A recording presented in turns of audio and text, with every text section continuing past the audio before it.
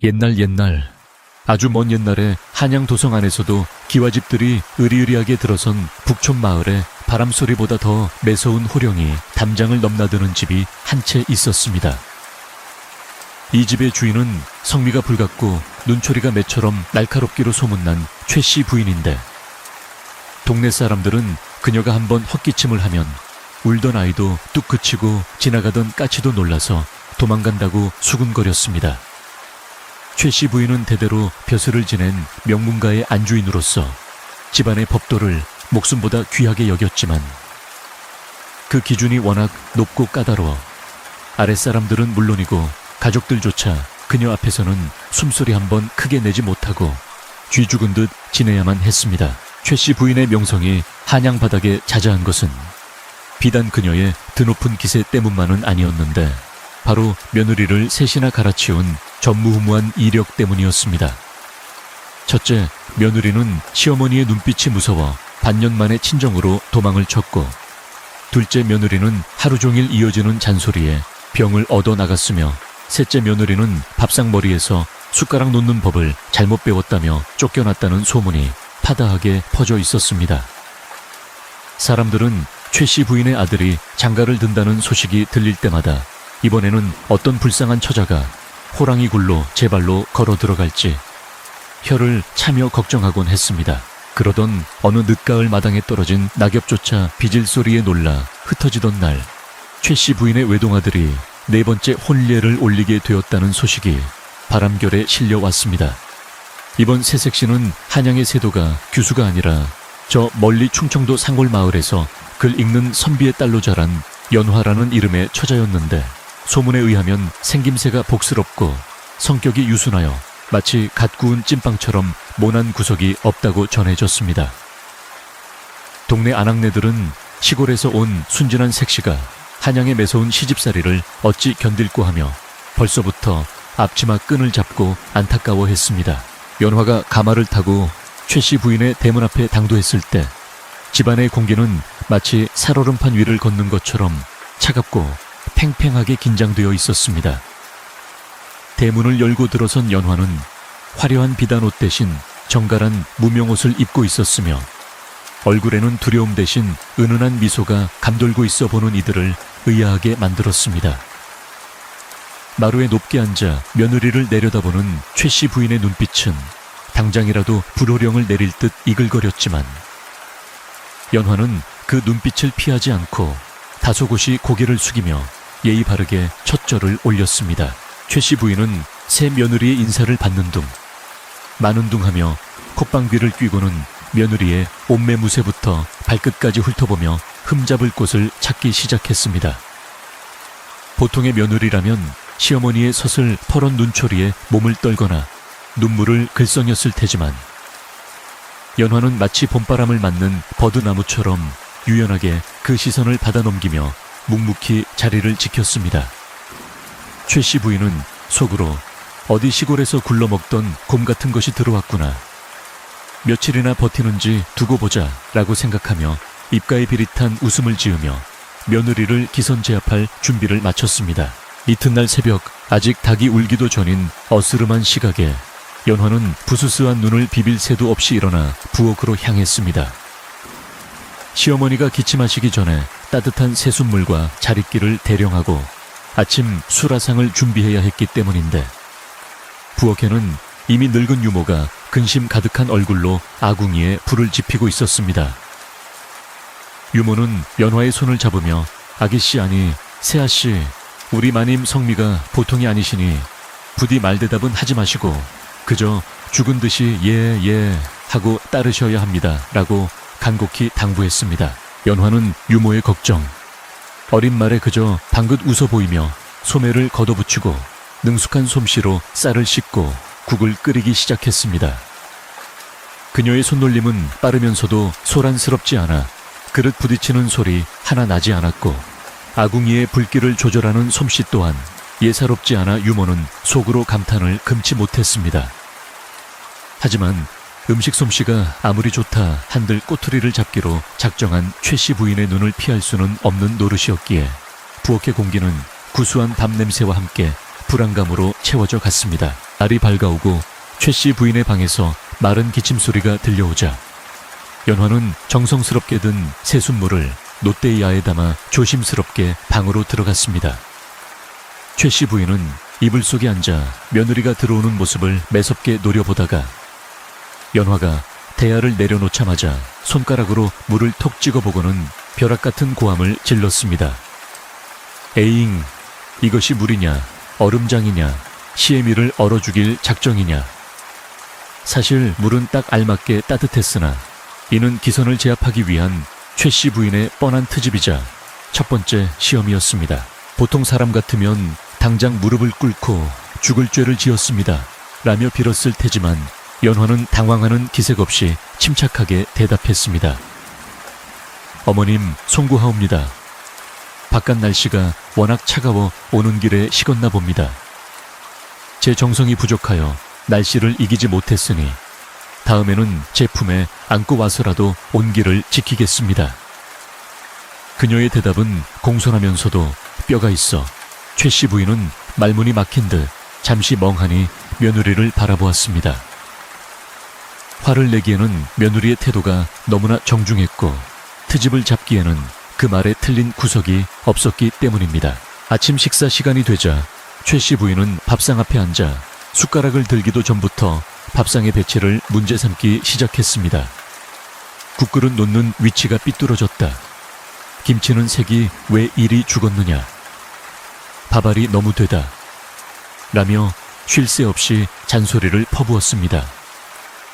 며느리 연화는 시어머니의 불평이 떨어질 때마다 재빨리 손을 움직여 그릇을 바로잡고 김치를 새로 담아오고 숭늉을 더 부으며 시어머니의 비위를 맞추려 노력했습니다.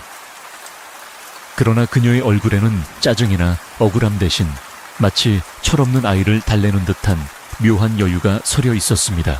최 씨 부인은 며느리가 자신의 호통에 주눅들지 않는 것이 묘하게 자존심이 상해 기어코 밥 한 숟가락을 입에 넣고는 튀예하고 뱉어내며 소리를 질렀습니다. 이 국은 소금국이냐, 사람이 먹으라고 끓인 것이냐. 내 입맛을 무시해도 유분수지 시골에서는 짐승에게나 주는 국을 사람에게 올리느냐. 사실 국은 간이 삼삼하니 아주 맛이 좋았으나 최 씨 부인은 며느리의 길을 꺾기 위해 억지를 부리고 있는 것이었습니다. 방 밖에서 이를 엿듣던 하인들은 이제야말로 사단이 났다며 발을 동동 구르며 걱정했습니다. 연화는 뱉어진 밥알을 조용히 닦아내며 시어머니의 눈을 똑바로 바라보고 차분한 목소리로 말했습니다. 어머님 입맛에 맞지 않으시다니 참으로 송구합니다. 허나 예로부터 소금은 나쁜 기운을 쫓고 집안을 정화한다고 하였습니다. 제가 어머님의 건강을 너무 염려한 나머지 나쁜 기운이 근접하지 못하도록 간을 조금 세게 한 모양입니다. 다시는 어머님의 옥체에 해가 가지 않도록 심기를 기울여 간을 맞추겠습니다. 이 말은 국이 짜다는 것을 인정하면서도 그것이 시어머니를 위한 효심에서 비롯된 것임을 강조하는 참으로 기가 막힌 답변이었습니다. 최 씨 부인은 며느리의 말대답에 기가 찼지만 건강을 생각해서 그랬다는 말에 대놓고 화를 낼 명분이 사라져 버렸습니다. 그녀는 흑마른 청산유수로구나. 입만 살아서 나불대지 말고 몸을 움직여라. 라고 퉁명스럽게 쏘아붙이고는 다시 숟가락을 들 수밖에 없었습니다. 식사가 끝난 후 연화가 물러가자 최 씨 부인은 혼자 방에 남아 곰곰이 생각에 잠겼습니다. 저것이 보통 내기가 아니구나. 겉은 손뭉치처럼 부드러워 보이나 속에는 단단한 바위가 들어있는 것 같아. 내 기필코 저 바위를 깨뜨리고 말리라. 한편 부엌으로 돌아온 연화는 긴장이 풀린 듯 깊은 숨을 내쉬었지만 그녀의 눈빛은 여전히 흔들림 없이 맑았습니다. 늙은 유모가 다가와 아이고 새아씨 괜찮으십니까 마님. 성정이 원래 저러시니 너무 마음에 담아두지 마세요. 라고 위로하자 연화는 빙그레 웃으며 대답했습니다. 괜찮습니다 유모님. 어머님께서 목청이 좋으신 걸 보니 건강은 아주 좋으신 듯하여 마음이 놓입니다. 소리 지를 힘도 없으시면 그게 더 걱정 아니겠습니까? 유모는 연화의 긍정적인 태도에 혀를 내두르면서도 한편으로는 이 당찬 며느리가 앞으로 닥칠 시집살이를 잘 헤쳐나갈 수 있을지 걱정이 앞섰습니다. 점심 나절이 되자 최 씨 부인은 며느리를 불러 마당 한 구석에 쌓여있는 커다란 장독들을 가리켰습니다. 이 독들은 우리 집안의 보물이나 다름없다. 먼지 하나 없이 반질반질하게 닦아 놓아라. 해가 지기 전까지 다 못 닦으면 저녁밥은 없을 줄 알아라. 장독은 수십 개가 넘었고 겨우내 묵은 때가 앉아있어 장정 서너시 달라붙어도 하루 종일 걸릴 일이었지만 최 씨 부인은 연화 혼자서 그 일을 다 하라고 지시한 것이었습니다. 이는 명백히 며느리를 골탕 먹이려는 심산이었고 누가 봐도 불가능한 명령이었습니다. 연화는 장독들을 한번 쓱 둘러보고는 네 어머님 분부대로 하겠습니다 라고 시원스럽게 대답하고는 곧바로 행주와 물동이를 챙겨왔습니다. 최 씨 부인은 대청마루에 앉아 며느리가 땀을 뻘뻘 흘리며 고생할 모습을 구경할 생각에 부채를 붙이며 기다렸습니다. 그러나 연화는 힘들어하는 기색은커녕 마치 춤을 추듯 리듬을 타며 장독을 닦기 시작했습니다. 그녀는 흥얼흥얼 콧노래까지 부르며 독 하나하나를 마치 귀한 자식을 목욕시키듯 정성스럽게 어루만졌고 그 모습은 고된 노동을 하는 사람이 아니라 소풍을 나온 사람처럼 보였습니다. 시간이 흐를수록 장독들은 햇살을 받아 보석처럼 반짝이기 시작했고 연화의 이마에 맺힌 땀방울조차 아름답게 빛났습니다. 최 씨 부인은 며느리가 괴로워하기는커녕 일을 즐기는 듯한 모습에 약이 바짝 올랐습니다. 저것 봐라 힘들어서 울고불고 해야 마땅한데 콧노래라니 내가 며느리를 잘못 들였나 아니면 저 아이가 모자란 것인가. 최 씨 부인은 부채를 탁 접으며 자리에서 일어났고 며느리의 길을 꺾을 더 강력한 방법을 강구하기 위해 머리를 굴렸습니다. 해가 뉘엿뉘엿 질 무렵 연화는 마지막 장독까지 말끔하게 닦아내고 허리를 폈습니다. 마당은 깨끗해진 장독들 덕분에 한층 환해졌고 이를 지켜보던 하인들은 세아씨가 보통 분이 아니시네. 저 많은 걸 혼자 다 하시다니 라며 감탄을 쏟아냈습니다. 연화는 칭찬에 우쭐해하지 않고 조용히 부엌으로 들어가 저녁상을 차리기 시작했는데 그녀의 손끝에서 만들어지는 음식들은 소박하지만 정갈하여 보는 이들의 입맛을 돋우었습니다. 하지만 최 씨 부인의 심사는 뒤틀릴 대로 뒤틀려 저녁상 앞에서 또다시 트집을 잡을 거리를 찾느라 눈에 불을 켰습니다. 저녁 식사가 끝나고 어둠이 짙게 깔리자 최 씨 부인은 연화를 자신의 방으로 불렀습니다. 방 한쪽 구석에는 산더미처럼 쌓인 하얀 무명천과 솜이 놓여 있었는데 그것은 한눈에 봐도 10명의 식구가 입을 겨울 이불을 만들 분량이었습니다. 최 씨 부인은 차가운 목소리로 말했습니다. 내일 아침까지 이 솜을 다 틀고 이불 호청을 꿰매 놓거라. 올겨울이 유난히 춥다 하니 식구들 감기 들지 않게 오늘 밤 안으로 다해 놓아야 할 것이다. 바늘땀 하나라도 삐뚤어지면 다시 뜯고 해야 할 줄 알아라. 이것은 인간의 힘으로는 도저히 하룻밤 사이에 끝낼 수 없는 일이었습니다. 유모는 문 밖에서 이 소리를 듣고 발을 동동 구르며 마님 그것은 며칠 밤을 세워도 못할 일입니다요 라고 외치고 싶었지만 최 씨 부인의 서슬에 눌려 입도 뻥끗할 수 없었습니다. 연화는 그 엄청난 양의 일감을 바라보며 잠시 침묵했지만 곧 고개를 끄덕이며 대답했습니다. 네 어머님, 식구들의 따뜻한 잠자리를 위해서라면 밤을 세워서라도 짓겠습니다. 다만 어머님의 깊은 사랑이 담길 이불이니 제가 정성을 다할 수 있도록 촛불을 하나 더 밝혀주십시오. 최 씨 부인은 며느리가 울며불며 못하겠다고 매달릴 줄 알았는데 촛불을 더 달라고 요구하자 기가 막혔습니다. 촛불이 아까워서라도 빨리 끝내야 할 것이다 라며 방을 나가는 최 씨 부인의 뒷모습을 보며 연화는 조용히 바늘을 집어들었습니다. 방 안에 홀로 남은 연화는 쌓여있는 무명천을 어루만지며 깊은 생각에 잠겼습니다. 바람은 문풍지를 세차게 흔들고 긴 밤은 이제 막 시작되려 하고 있었습니다. 과연 이 지혜롭고 당찬 며느리는 호랑이 같은 시어머니가 내린 불가능한 과제를 어떻게 해결해 나갈 것인지.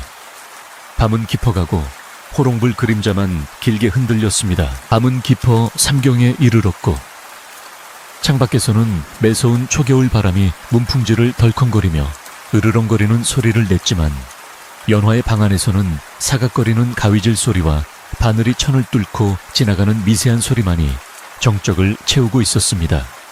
산더미처럼 쌓여있던 무명천은 연화의 야무진 손끝을 거치며 하나둘씩 제 모습을 갖추어가고 있었는데 그녀의 임에는 송글송글 땀방울이 맺혔으나 눈빛만은 흔들림 없이 촛불처럼 타오르고 있었습니다. 보통 사람이라면 밤을 꼬박 세워도 다 못할 분량이었기에 연화는 잠시도 쉴 틈 없이 손을 놀리면서도 마음속으로는 시어머니의 차가운 마음을 녹일 따뜻한 이불을 짓는다는 생각으로 정성을 다했습니다. 문 밖에서는 늙은 유모가 잠도 이루지 못한 채 안절부절 못하며 행여나 새색시가 쓰러지지는 않을까 노심초사하며 문틈으로 방 안을 엿보고 있었습니다. 유모의 눈에 비친 연화의 모습은 마치 하늘에서 내려온 선녀가 구름을 짜듯 우아하고 기품이 있어 보는 이로 하여금 경이로움을 자아내게 했습니다. 연화는 단순히 바느질만 빠르게 하는 것이 아니라 솜을 두툼하게 넣어 아랫목의 온기를 오래 머금도록 하고 깃부분에는 부드러운 천을 덧대어 살에 닿는 느낌까지 세심하게 배려하고 있었습니다. 시어머니가 낸 억지 숙제를 원망하기는커녕 오히려 시집 식구들을 위한 선물로 승화시키는 그녀의 마음 씀씀이는 밤하늘의 별처럼 빛났습니다. 새벽달기 회를 치고 동쪽 하늘이 푸르스름하게 밝아올 무렵 연화는 마침내 마지막 매듭을 짓고는 실을 끊어내며 긴 숨을 내쉬었습니다. 방 안에는 10식구가 덮고도 남을 만큼 넉넉하고 포근한 이불들이 가지런히 개켜져 있었고 그 위로 아침 햇살이 비치자 하얀 무명천이 눈부시게 반짝였습니다. 밤새 한숨도 자지 못했음에도 불구하고 연화는 흐트러짐 없는 모습으로 자리에서 일어나 옷매무새를 다듬고 시어머니가 기침하시기를 기다려 문 밖으로 나가 대기했습니다. 그녀의 얼굴에는 피곤함보다는 할 일을 다 마쳤다는 개운함과 당당함이 서려 있었습니다. 최 씨 부인은 날이 밝자마자 며느리의 방으로 들이닥칠 준비를 하며 회심의 미소를 지었는데 분명 며느리가 일을 다 마치지 못하고 울고 있을 것이라 확신했기 때문이었습니다. 부인은 헛기침을 크게 한번 하고는 며느리의 방문을 벌컥 열어젖히며 호통칠 기세를 잡았으나 눈앞에 펼쳐진 광경을 보고는 그만 입이 딱 벌어지고 말았습니다.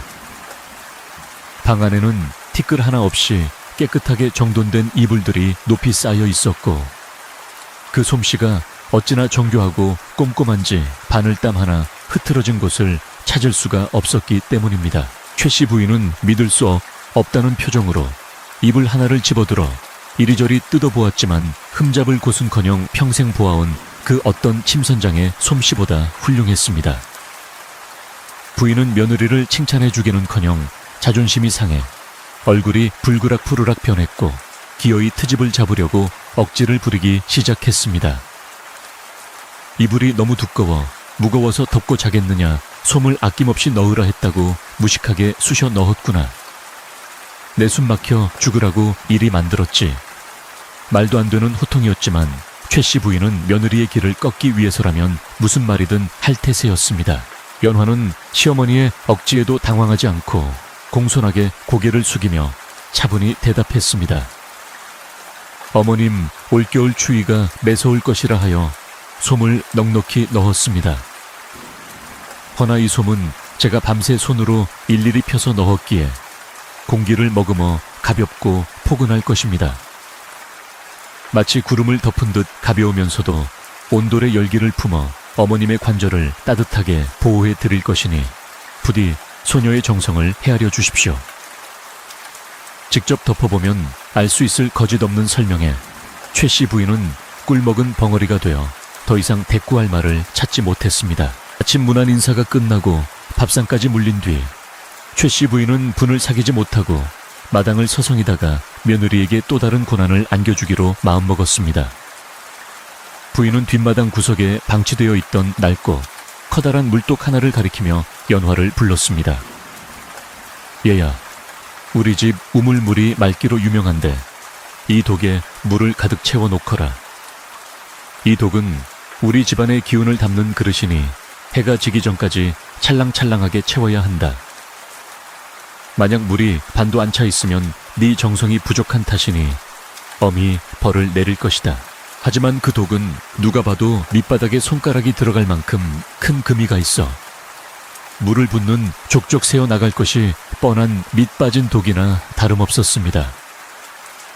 하인들은 마님께서 며느리를 내쫓으려고 작정하셨다며 수군거렸고 유모는 발을 동동 구르며 안타까워했지만 시어머니의 서슬퍼런 명령을 거역할 수는 없었습니다. 연화는 독의 상태를 쓱 훑어보고는 그 의도를 단번에 알아차렸지만 이번에도 군말 없이 물동이를 이고 우물가로 향했습니다. 그녀의 뒷모습은 처량하기보다는 무언가 결심한 듯 단단해 보였습니다. 연화가 물을 길어 독에 붙자 예상대로 물은 채워지기가 무섭게 바닥의 틈 사이로 줄줄 새어나와 땅바닥만 흥건하게 적셨습니다. 이를 지켜보던 최 씨 부인은 사랑채 문틈으로 그 광경을 훔쳐보며 오냐, 네가 아무리 재주가 좋다 한들 밑 빠진 독에 물을 채울 수는 없을 게다 라며 쾌재를 불렀습니다. 연화는 잠시 물 붓기를 멈추고 깨진 독의 틈을 가만히 들여다보며 생각에 잠겼는데 찬바람이 쌩쌩 부는 날씨가 그녀의 옷깃을 여미게 만들었습니다. 그때 연화의 머릿속에 번뜩이는 지혜가 스치고 지나갔습니다. 그녀는 우물가에 널려있는 지푸라기와 진흙을 한 줌 주워와 잘게 으깬 다음 그것을 독에 깨진 틈새에 꼼꼼하게 채워넣기 시작했습니다.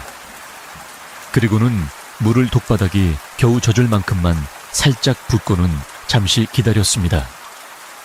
날씨는 살을 애는 듯 추웠고 부어놓은 물은 차가운 바람과 만나 금세 꽁꽁 얼어붙기 시작했습니다.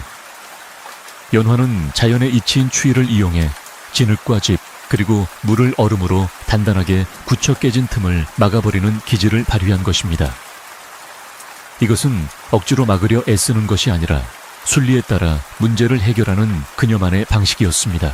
시간이 지나 독의 바닥이 얼음으로 단단히 메꿔지자 연화는 다시 물동이를 이고 부지런히 물을 나르기 시작했습니다.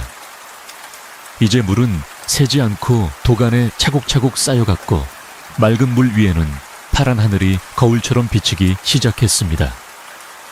연화는 추위에 손이 빨갛게 얼었지만 호호 불어가며 쉴 새 없이 물을 길어 날랐고 마침내 해가 중천에 걸리기도 전에 그 커다란 독은 물로 가득 차 찰랑거리게 되었습니다. 그녀는 이마에 흐르는 땀을 닦으며 흐뭇한 미소를 지었고 그 모습은 마치 승리한 장수와도 같았습니다. 점심 나절이 되어 며느리가 울상을 짓고 있을 것이라 예상하고 느긋하게 뒷마당으로 나온 최 씨 부인은 자신의 눈을 의심해야만 했습니다. 분명 밑이 깨져 쓸모없던 독이 물로 가득 차 있었고 물 한 방울 새는 곳 없이 늠름하게 서 있었기 때문입니다. 최 씨 부인은 황급히 다가가 독을 요리조리 살펴보았지만 바닥은 꽁꽁 언 얼음과 진흙으로 완벽하게 떼워져 있어 흠잡을 데가 없었습니다. 부인은 너무 놀라 입을 다물지 못하고 며느리를 쳐다보았는데 연화는 그저 해사하게 웃으며 서 있을 뿐이었습니다. 이럴 수가, 네가 정령 요술이라도 부린 것이냐? 최 씨 부인이 떨리는 목소리로 묻자 연화는 공손하게 대답했습니다. 어머님, 요술이 아니라 하늘이 도우신 것입니다. 날이 추워 독이 얼까 염려되어 바닥을 다졌더니 다행히 물이 새지 않고 잘 고였습니다. 어머님의 깊은 덕망 덕분에 하늘도 감동하여 물을 지켜준 것이 아니겠습니까? 연화는 자신의 공을 내세우지 않고 시어머니를 지켰으며 상황을 넘겼지만 최 씨 부인은 속이 부글부글 끓어오르는 것을 참을 수가 없었습니다. 이 놀라운 소문은 담장을 넘어 순식간에 온 마을로 퍼져나갔고 우물가에 모인 아낙네들은 최 씨 부인 댁 며느리 이야기로 꽃을 피웠습니다. 들었나 최 씨 부인이 며느리 쫓아내려고 깨진 독에 물을 채우라 했는데 며느리가 도수를 부려 채웠다네. 도술이 아니라 지혜지 지혜. 그 깐깐한 최 씨 부인이 꼼짝 못하고 당했다니 속이 다 시원하구먼. 사람들은 연화를 한양 최고의 지혜로운 며느리라 부르며 칭송했고 반대로 최 씨 부인은 며느리 잡으려다 제꾀에 넘어간 시어머니라며 비웃음을 사게 되었습니다. 마을 사람들의 수근거림은 최 씨 부인의 귀에도 들어갔고 자존심 강한 그녀에게 이는 참을 수 없는 모욕이었습니다. 집안의 하인들조차 며느리를 존경하는 눈빛으로 바라보고 자신을 보면 슬금슬금 피하는 것이 느껴지자 최 씨 부인의 분노는 극에 달했습니다. 감히 굴러들어온 돌이 박힌 돌을 빼내려 해 내 위신을 이렇게 깎아내리고 무사할 줄 알았더냐. 이번에는 절대로 빠져나갈 수 없는 함정을 파주마. 최 씨 부인은 분한 마음에 밤잠을 설치며 다음 계획을 세우기 시작했습니다. 며칠 뒤 집안의 가장 큰 행사인 시아버님의 제삿날이 다가오고 있었고 이는 며느리에게는 가장 중요하고도 어려운 시험대가 될 터였습니다. 최 씨 부인은 이번 기회야말로 며느리를 확실하게 쫓아낼 절호의 기회라고 생각했습니다. 제사상은 조상을 모시는 신성한 자리이기에 작은 실수 하나도 용납되지 않는 법이며 만약 제수용품에 문제가 생긴다면 며느리는 칠거지약 중 하나를 범한 죄인이 되어 쫓겨나도 할 말이 없게 되는 것이었습니다. 최 씨 부인은 은밀하게 곡간을 드나들며 제사상에 올라갈 가장 중요하고 귀한 식재료들을 빼돌리기 시작했습니다. 곡감대추, 밤 등 제사상에서 빠져서는 안 될 삼색 실과와 귀한 조기 등을 몰래 자신의 깊은 장롱 속에 숨겨두었습니다. 그리고는 시치미를 뚝 떼고 며느리에게 곡간 열쇠를 던져주며 말했습니다. 이번 제사는 네가 전적으로 맡아서 준비해보거라.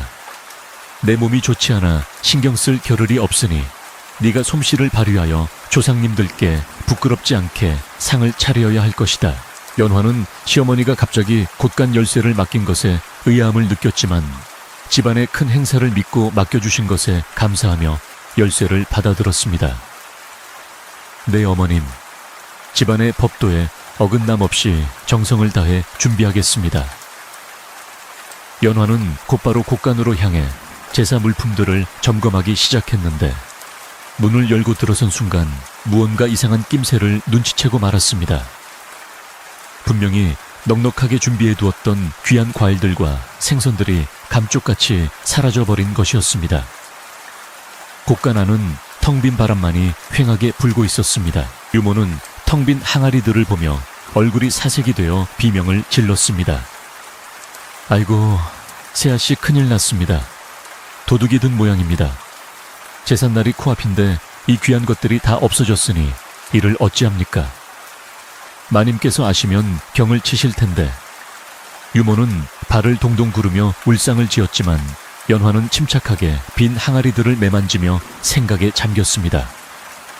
도둑이 들었다면 값비싼 비단이나 녹그릇을 가져갔을 텐데 오직 제수용품만 쏙 빠져나간 것이 수상했습니다. 게다가 자물쇠는 부서진 흔적 없이 멀쩡했으니 이는 내부인의 소행이 분명했습니다. 연화의 머릿속에는 시어머니의 회심의 미소가 스쳐 지나갔고 곧이어 상황을 파악한 그녀의 눈빛이 서늘하게 가라앉았습니다. 이것은 단순한 도난 사고가 아니라 자신을 궁지에 몰아넣기 위해 시어머니가 파놓은 치명적인 함정이었습니다. 재료가 없다고 지금 와서 아버님께 고해 바쳐봤자 관리를 소홀히 한 며느리의 탓으로 돌아갈 것이 뻔했고 그렇다고 장에 가서 새로 사오기에는 시간이 턱없이 부족했습니다. 진퇴양난의 상황 속에서 연화는 깊은 한숨 대신 옷고름을 단단히 여미며 마음을 다잡았습니다. 유모님, 너무 걱정하지 마세요. 호랑이에게 물려가도 정신만 차리면 산다고 했습니다. 없으면 없는 대로, 부족하면 부족한 대로 조상님을 모실 방법은 분명 있을 것입니다. 연화는 유모를 안심시켰지만 속으로는 어떻게 이 위기를 타개할지 치열하게 고민하기 시작했습니다. 시어머니는 며느리가 당황하여 허둥지둥하거나 울면서 매달리기를 기다리고 있겠지만 연화는 그렇게 호락호락 무너질 생각이 없었습니다. 집안에는 폭풍전야의 고요함이 감돌았고 다가오는 제삿날 밤은 두 여인의 자존심을 건 마지막 승부처가 될 것이 분명했습니다. 곡간문을 나서는 연화의 발걸음은 그 어느 때보다 무거웠지만 그녀는 하늘을 올려다보며 조용히 다짐했습니다. 어머님께서 시험을 주신다면 저는 그 시험을 넘어 감동을 드리겠습니다. 두고 보십시오. 바람이 거세게 불어와 마당의 낙엽을 휩쓸고 지나갔고 최씨 부인의 방문 창호지 너머로 그림자가 어른거렸습니다.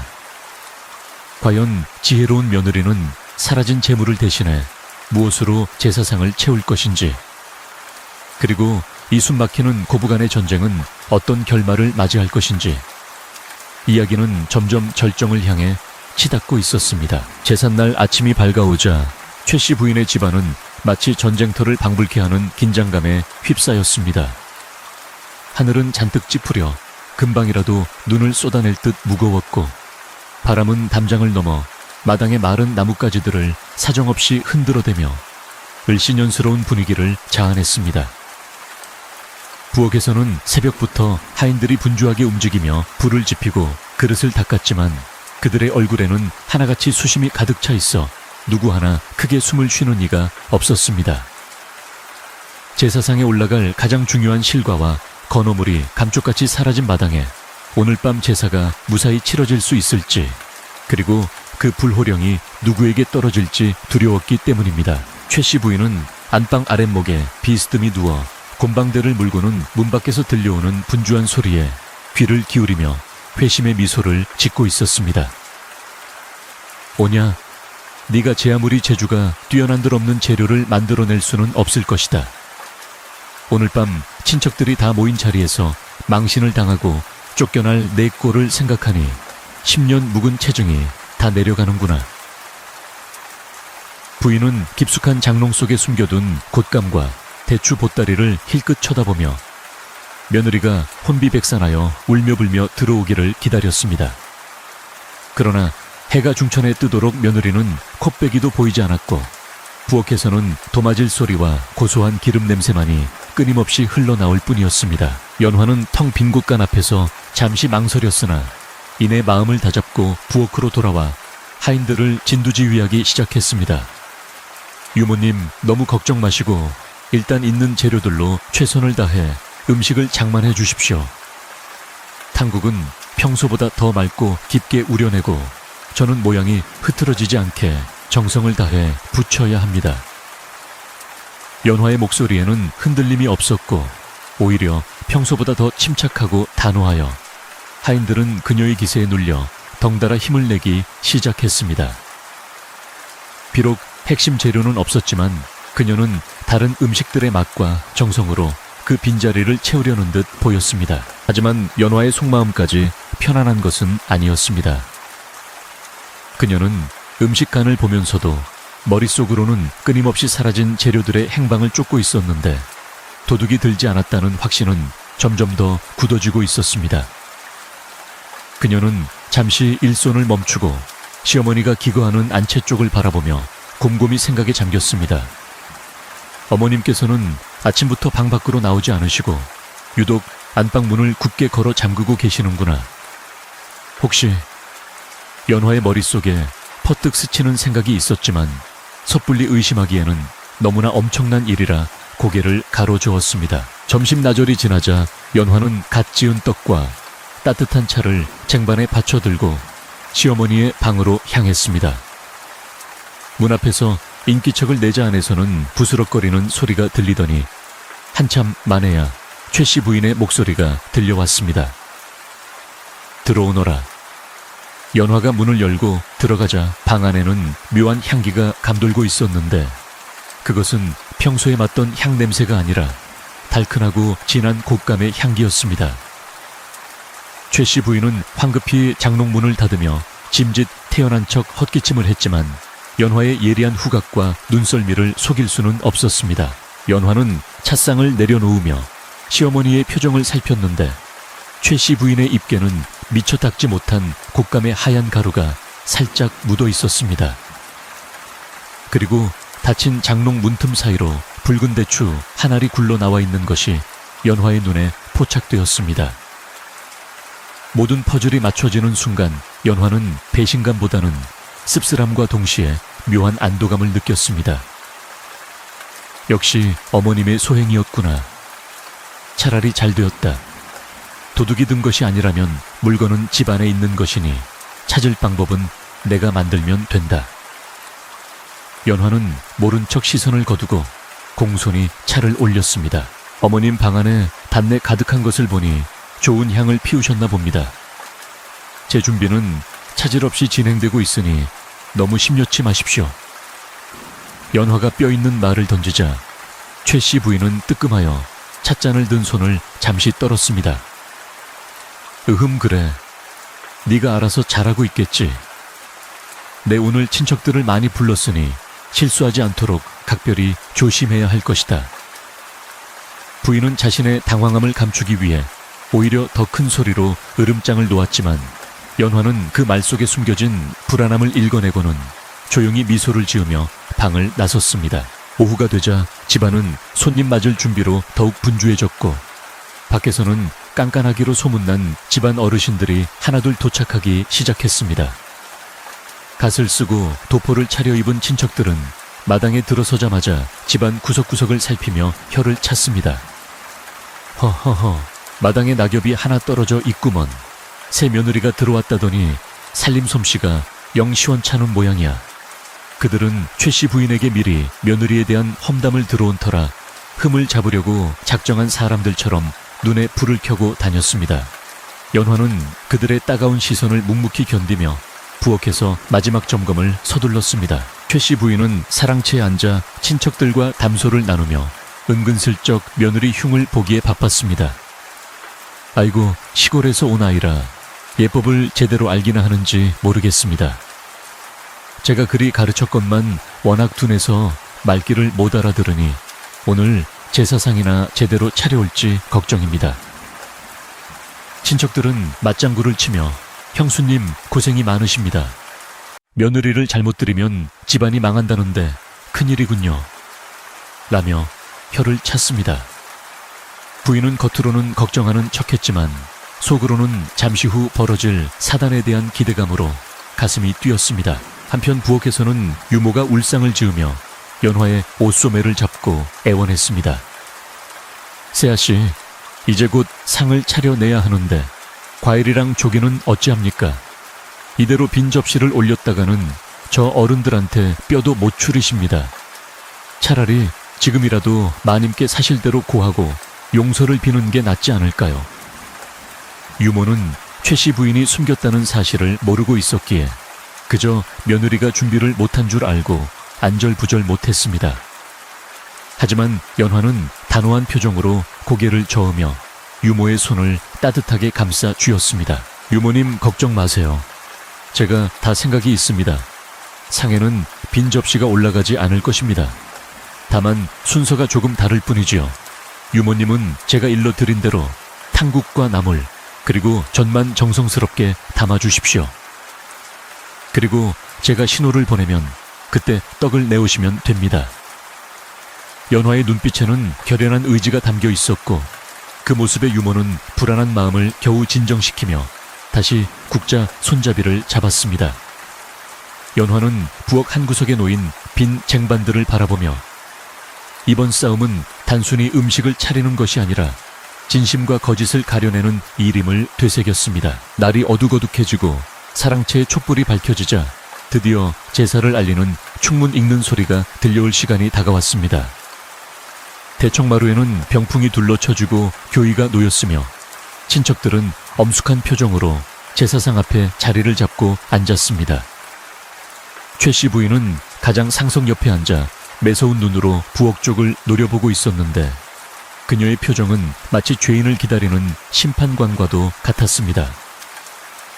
자, 이제 들어올 때가 되었지. 빈 쟁반을 들고 와서 무릎을 꿇거라. 드디어 부엌 문이 열리고 연화와 하인들이 제사상을 들고 들어오기 시작했습니다. 고소한 냄새가 대청마루를 가득 채우자 친척들의 시선이 일제히 밥상으로 쏠렸습니다. 하인들은 조심스럽게 상을 내려놓았고 연화는 단정한 걸음걸이로 걸어와 상 앞에 섰습니다. 상 위에는 김이 모락모락 나는 탕국과 노릇노릇하게 구워진 전, 그리고 윤기가 흐르는 떡과 나물들이 풍성하게 차려져 있어 보는 이들의 군침을 돌게 했습니다.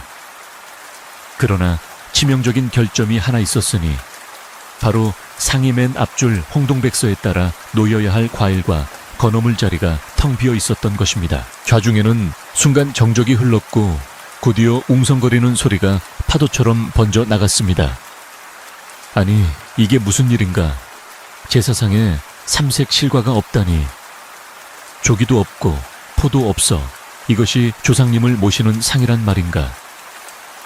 친척들은 경악을 금치 못하며 혀를 찾고 최씨 부인은 이 순간을 놓치지 않고 벌떡 일어나 소리를 질렀습니다.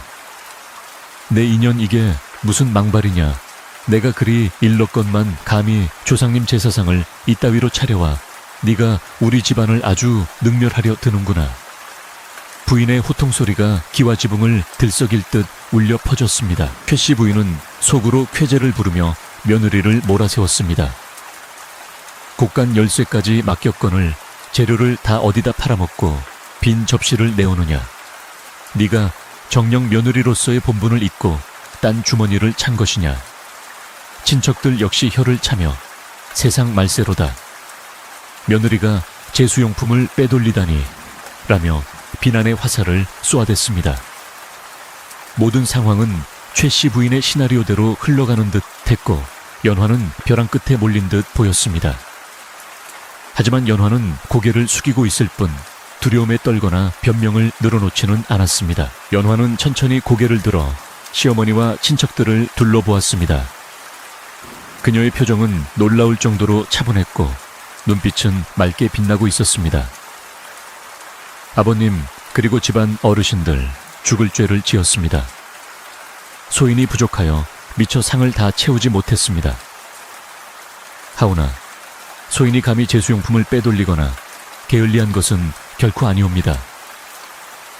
연화의 또랑또랑한 목소리가 장내의 소란을 잠재웠습니다. 그녀는 21번 고르고는 시어머니인 최씨 부인을 똑바로 바라보며 말을 이었습니다. 어머님, 저는 오늘 아침부터 곡간을 샅샅이 뒤졌으나 그 어디에도 대추와 밤 곡감을 찾을 수가 없었습니다. 도둑이 든 흔적도 없었기에 저는 집안에 분명 다른 사정이 있을 것이라 짐작했습니다. 연화의 말에 최씨 부인의 눈썹이 꿈틀거렸습니다.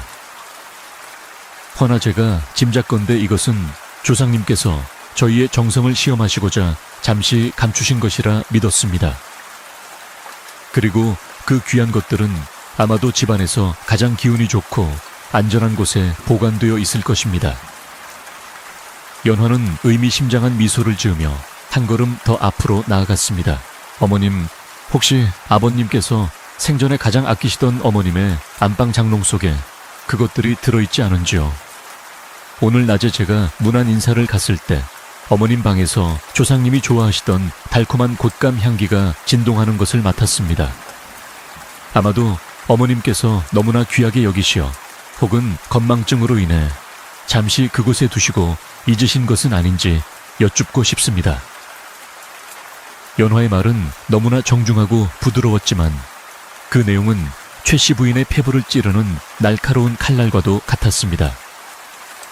친척들의 시선은 순식간에 며느리에게서 최씨 부인에게로 옮겨갔습니다. 최씨 부인은 얼굴이 홍당무처럼 붉어져 어쩔 줄을 몰라 했습니다. 무슨 소리냐. 내가 왜 그것을. 나는 모르는 일이다.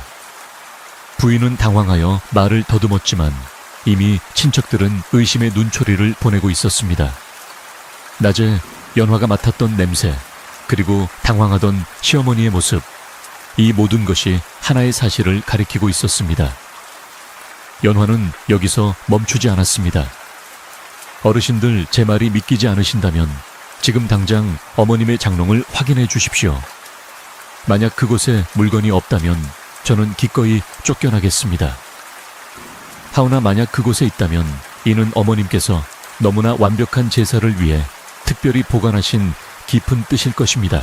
연화는 시어머니를 도둑으로 몰지 않고 깊은 뜻 혹은 건망증으로 포장해 줌으로써 빠져나갈 구멍을 만들어주는 동시에 사실을 밝혀낼 승부수를 던진 것입니다. 집안의 가장 어른인 시숙부가 헛기침을 하며 무겁게 입을 열었습니다. 흐흠, 제사 시간이 늦어지고 있네. 아이 말이 일리가 있으니 재수씨 방을 한번 확인해 보는 것이 좋겠소. 만약 정말로 깜빡하신 거라면 지금이라도 가져와서 상을 채우면 될 일 아니겠소. 최씨 부인은 꼼짝없이 덫에 걸린 쥐꼴이 되고 말았습니다.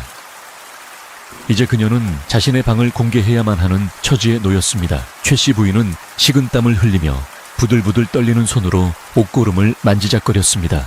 거절하자니 며느리의 말이 사실임을 인정하는 꼴이 되고 확인시켜주자니 자신의 계략이 만천에 드러나 망신을 당할 판이었습니다.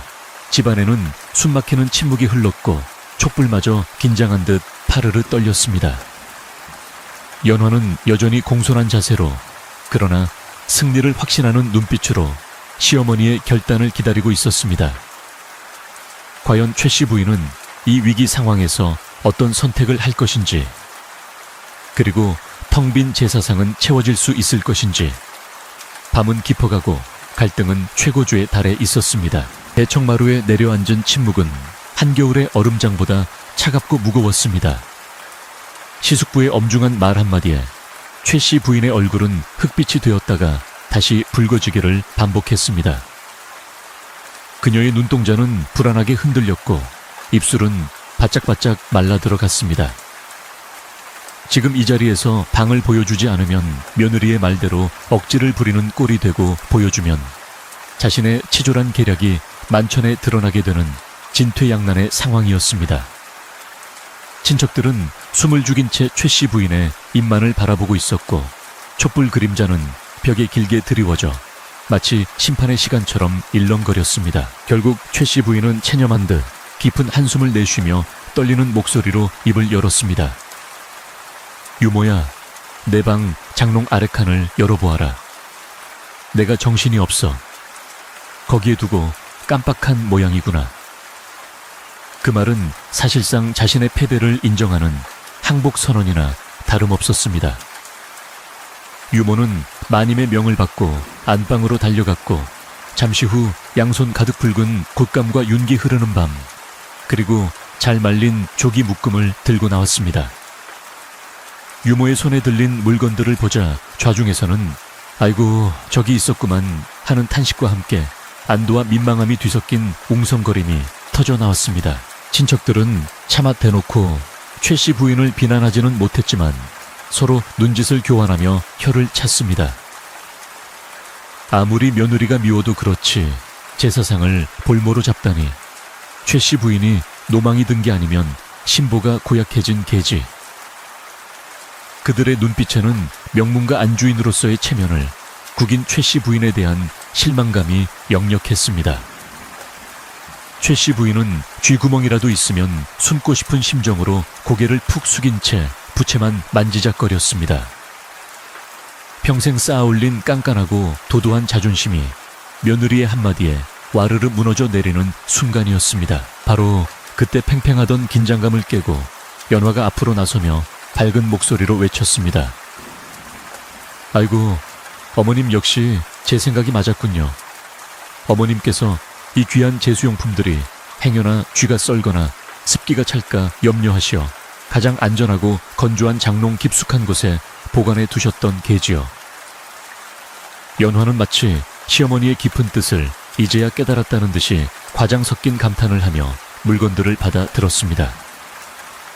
그녀의 표정에는 비웃음이나 승리감 대신 시어머니를 향한 존경과 안도감만이 가득해 보였습니다. 연화는 친척들을 향해 돌아서서 말을 이었습니다. 어르신들 보십시오. 저희 어머님이 이토록 세심하십니다. 요즘 날씨가 변덕스러워 곳간에 두면 상할까봐 당신의 귀한 비단 옷들이 상하는 것도 마다하지 않으시고 장롱 안에 이리 곱게 모셔두셨습니다. 오늘 제사 준비로 너무 분주하시어 잠시 잊으셨던 것뿐인데 제가 미리 여쭈어 보지 않아 소란을 피웠습니다. 모든 것은 제가 살피지 못한 탓입니다. 연화는 모든 공을 시어머니의 세심한 배려로 돌리고 소란의 책임을 자신의 부족함으로 덮어버리는 기질을 발휘했습니다. 이 말을 들은 친척들의 표정이 순식간에 풀어졌습니다. 그들은 연화가 시어머니의 체면을 살려주기 위해 거짓말을 하고 있다는 것을 눈치챘지만 그 마음 씀씀이가 너무나 갸륵하고 현명하여 감탄하지 않을 수 없었습니다. 시숙부는 허허 웃으며 분위기를 맞추었습니다. 허허, 듣고 보니 그렇구먼. 형수님이 워낙 꼼꼼하시니 그럴 만도 하지. 자, 물건을 찾았으니 어서 상을 마저 차리고 조상님을 모십시다. 어색했던 공기는 연화의 따뜻한 말 한마디로 눈 녹듯 사라졌고 집안에는 다시 평온이 찾아왔습니다. 최씨 부인은 멍하니 며느리를 바라보았습니다. 쥐잡듯 잡아 쫓아내려 했던 며느리가 오히려 벼랑 끝에 몰린 자신에게 손을 내밀어 구해준 꼴이 되었습니다. 만약 연화가 그것 보세요. 어머님이 숨기셨잖아요. 라고 따졌다면 부인은 평생 씻지 못할 망신을 당했을 것입니다. 하지만 연화는 자신을 감싸주었고 그 덕분에 가장으로서의 권위를 간신히 지킬 수 있었습니다. 부인의 가슴속에서 뜨거운 무언가가 울컥 치밀어 올랐는데 그것은 분노가 아니라 부끄러움과 묘한 고마움이었습니다. 이제 제사상은 완벽하게 갖추어졌습니다. 연화와 하인들은 솜씨 좋게 과일을 깎아 올리고 포를 괴어 빈자리를 채웠습니다. 붉은 대추와 하얀 밤 황금빛 곶감이 자리를 잡자 제사상은 비로소 풍성하고 위엄 있는 모습을 되찾았습니다. 연화는 마지막으로 향로에 향을 피우고 술잔을 채워 시숙부에게 건넸습니다. 은은한 향 냄새가 대청마루를 감싸고 엄숙한 분위기 속에서 절을 올리는 자손들의 모습은 그림처럼 아름다웠습니다. 바람 소리조차 숨을 죽인 밤 최씨 집안의 제사는 그 어느 때보다 경건하게 진행되었습니다. 제사가 끝나고 음복을 하는 시간이 되자 연화의 진가가 다시 한번 빛을 발했습니다. 친척들은 연화가 만든 탕국을 한 숟가락 뜨고는 눈을 동그랗게 떴습니다. 아니, 국물 맛이 어찌 이리 깊고 시원한가. 소고기를 많이 넣은 것도 아닌 듯한데 감칠맛이 일품일세.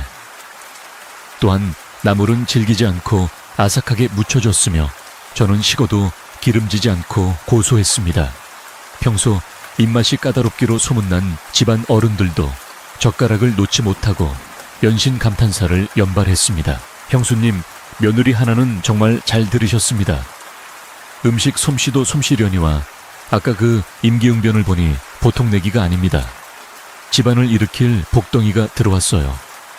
친척들의 칭찬이 쏟아지자 최씨 부인은 쑥스러운 듯 그러나 내심 뿌듯한 표정으로 흠모 시골에서 자라 손맛은 좀 있는 모양입디다 라며 짐짓 무심하게 대꾸했습니다. 하지만 그 목소리에는 이전과 같은 날선 도끼가 빠져 있었고 며느리를 바라보는 눈빛도 한결 부드러워져 있었습니다. 연화는 부엌과 마루를 오가며 손님들의 술상을 살피느라 쉴 틈이 없었지만 얼굴에는 힘든 기색 하나 없이 생기가 넘쳤습니다.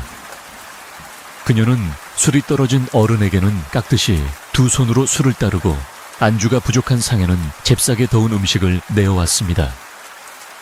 그 모습이 어찌나 싹싹하고 야무진지 친척들은 저런 며느리가 들어왔으니 최씨 집안 곡간이 말을 날이 없겠구먼 이라며 덕담을 아끼지 않았습니다.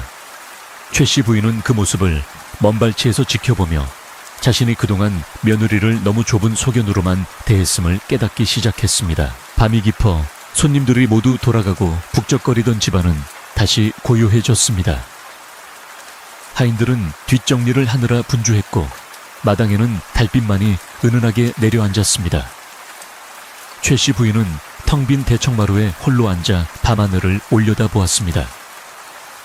오늘 하루 동안 있었던 일들이 주마등처럼 스쳐 지나갔습니다.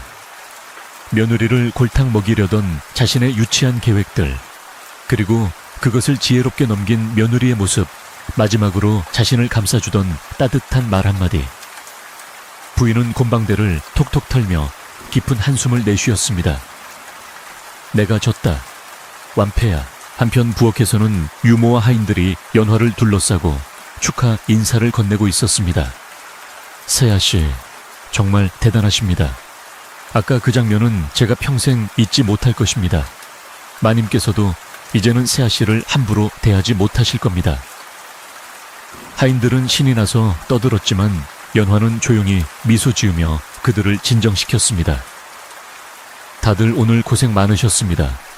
어머님께서도 많이 놀라시고 피곤하실 테니 뒷정리는 제가 마무리할 테니 얼른 들어가 쉬세요. 연화는 하인들을 물리고는 작은 솥에 물을 붓고 누룽지를 끓이기 시작했습니다. 구수한 숭늉 냄새가 부엌을 채우자 연화는 정갈한 소반에 따뜻한 숭늉 한 그릇과 매실 장아찌를 담아 안방으로 향했습니다. 손님 치레와 긴장으로 속이 편치 않을 시어머니를 위한 배려였습니다. 문 앞에 선 연화는 잠시 호흡을 가다듬고 조심스럽게 인기척을 냈습니다. 어머님, 저 연화입니다. 속이 출출하실 듯하여 숭늉을 좀 끓여왔습니다. 들어가도 되겠습니까? 안에서는 잠시 침묵이 흐르더니 힘 빠진 목소리가 들려왔습니다. 그래, 들어오너라. 방 안으로 들어서자 최씨 부인은 벽을 보고 돌아 누워 있었습니다. 연화는 조용히 상을 머리맡에 놓고는 무릎을 꿇고 앉았습니다. 어머님, 오늘 하루 정말 고생 많으셨습니다. 친척분들 치르시느라 기력이 많이 상하셨죠. 이 숭늉 드시고 속 좀 푸십시오. 연화의 목소리는 한없이 다정했고 그 어디에도 원망이나 비난의 기색은 없었습니다. 최씨 부인은 슬그머니 몸을 일으켜 앉아 며느리가 넣은 숭늉을 내려다보았습니다. 김이 모락모락 나는 숭늉에서는 어머니의 품 같은 따뜻함이 느껴졌습니다. 최씨 부인은 숟가락을 들어 숭늉을 한 모금 떠 마셨습니다. 뜨끈하고 구수한 국물이 목을 타고 넘어가자 하루 종일 긴장으로 딱딱하게 굳었던 오장육부가 스르르 풀리는 기분이었습니다. 부인은 숭늉 그릇을 비우고 나서야 비로소 며느리의 얼굴을 똑바로 쳐다보았습니다. 달빛을 받은 연화의 얼굴은 맑고 투명했습니다. 너는 내가 밉지도 않더냐. 그리 모질게 굴었는데 어찌 이리 태어날 수가 있느냐. 최씨 부인이 처음으로 속마음을 꺼내어 물었습니다. 연화는 빙그레 웃으며 대답했습니다. 어머님, 밉다니요. 어머님께서는 이 집안의 기둥이시고 저의 지아비를 낳아주신 분입니다.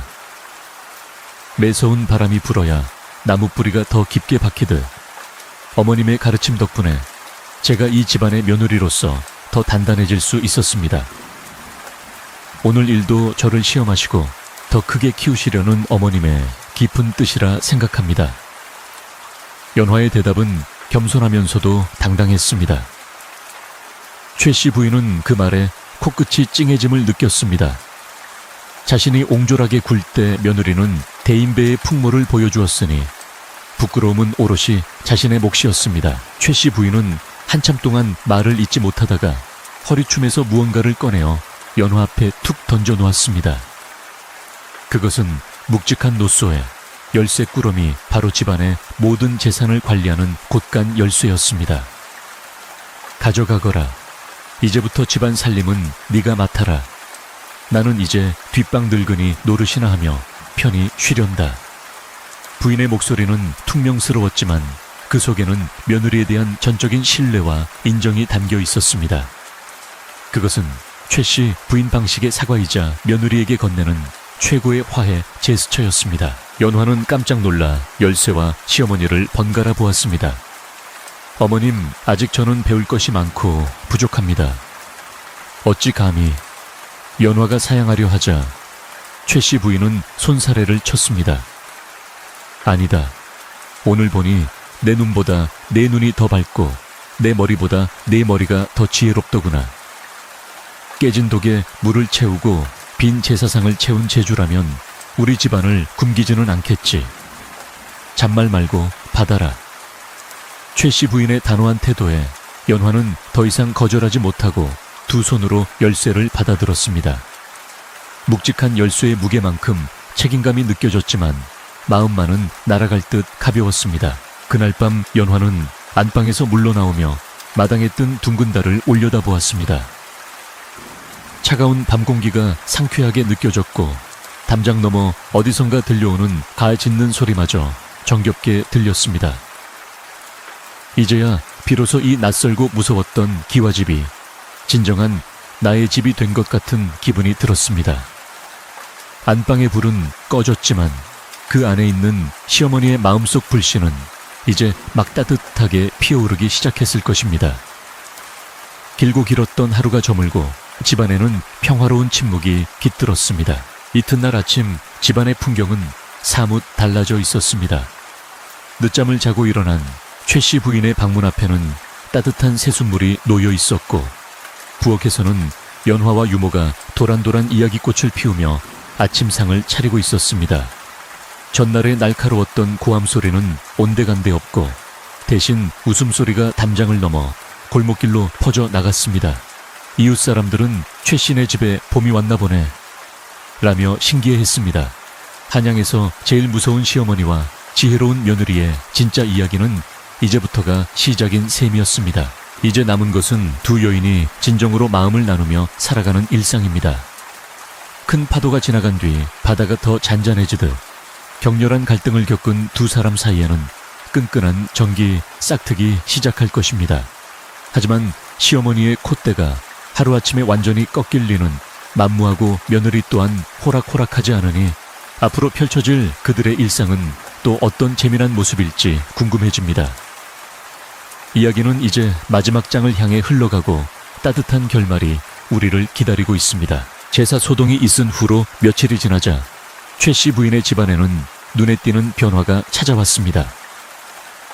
예전 같으면 아침부터 마당을 쩡쩡 울리던 최 씨 부인의 호통 소리가 사라지고 대신 그 자리에 온화한 훈풍이 불어오는 듯 했습니다. 하인들은 더 이상 어깨를 잔뜩 움츠린 채 눈치를 보며 걸어다니지 않아도 되었고 부엌에서는 그릇 깨지는 소리 대신 웃음소리가 간간히 새어 나왔습니다. 물론 최 씨 부인의 성미가 하루아침에 비단결처럼 고와진 것은 아니었지만 적어도 이유 없는 트집이나 억지스러운 고집으로 사람을 괴롭히는 일은 거짓말처럼 자취를 감추었습니다. 연화는 시어머니에게 넘겨받은 곳간 열쇠를 허리춤에 차고 집안 살림을 알뜰살뜰 꾸려나가기 시작했습니다. 그녀는 단순히 곳간 문을 걸어 잠그고 아끼기만 하는 것이 아니라 베풀어야 할 때는 넉넉히 베풀고 아껴야 할 때는 무섭게 조이는 지혜를 발휘했습니다. 하인들의 해진 옷을 새 무명천으로 지어 입히고 겨울 양식을 넉넉히 나누어 주니 아랫사람들의 충성심은 날로 높아만 갔습니다. 최 씨 부인은 사랑채 마루에 앉아 며느리가 안살림을 휘어잡는 모습을 지켜보며 겉으로는 곤방대만 뻐끔거렸으나 속으로는 제법이구나, 내 눈이 틀리지 않았어 하며 흐뭇한 미소를 감추지 못했습니다. 마을 사람들 사이에서도 최 씨 부인 댁에 대한 소문은 완전히 뒤집혔습니다.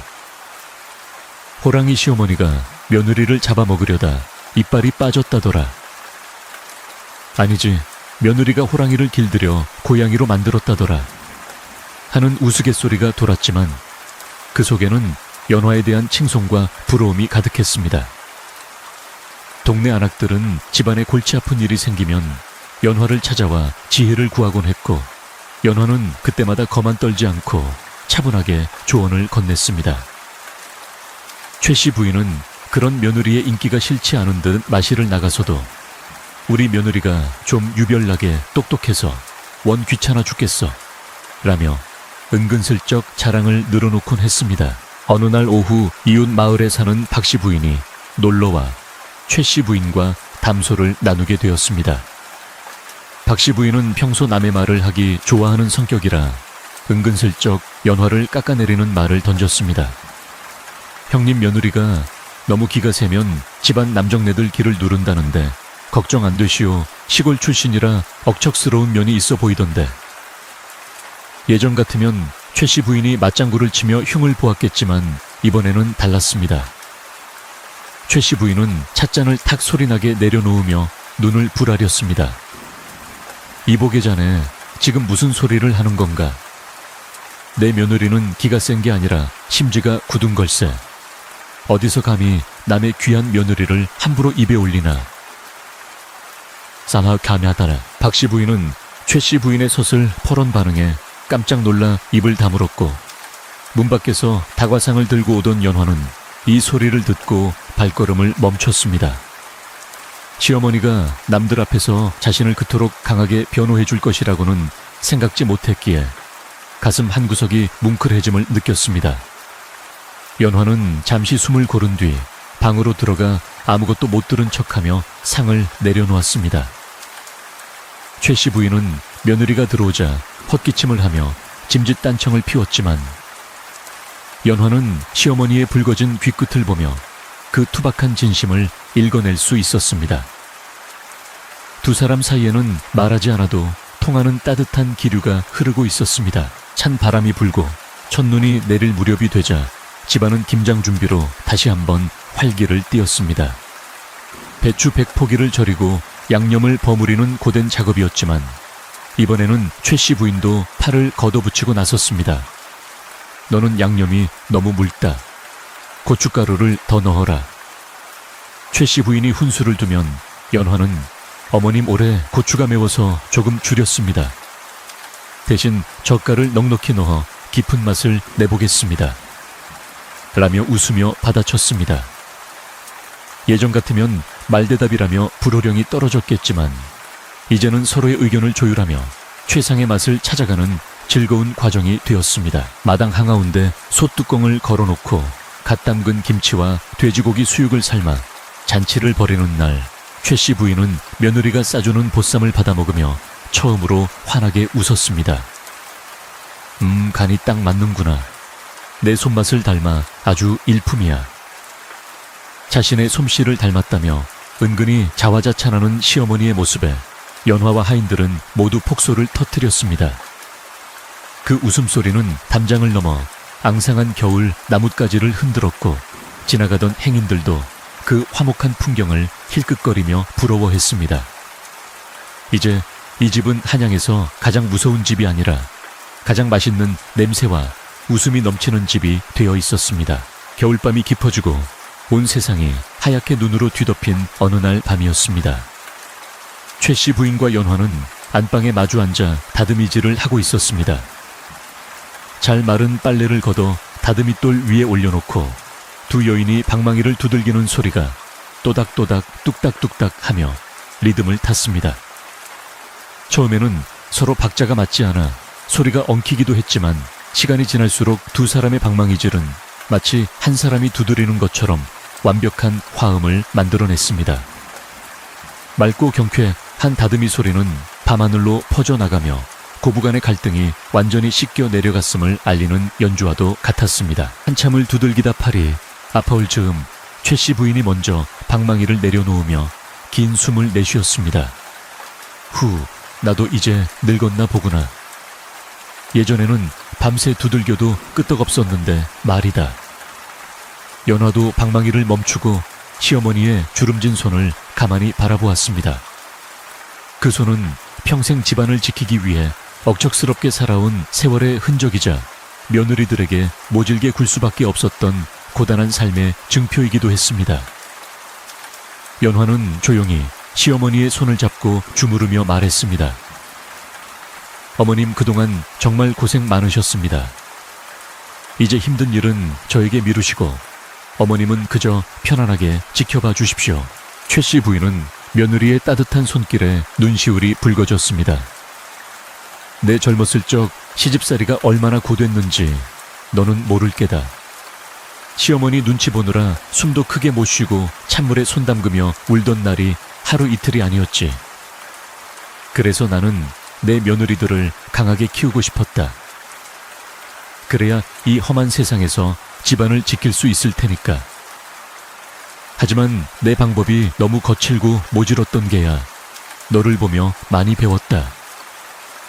최씨 부인은 처음으로 자신의 과거 상처와 속마음을 털어놓았습니다.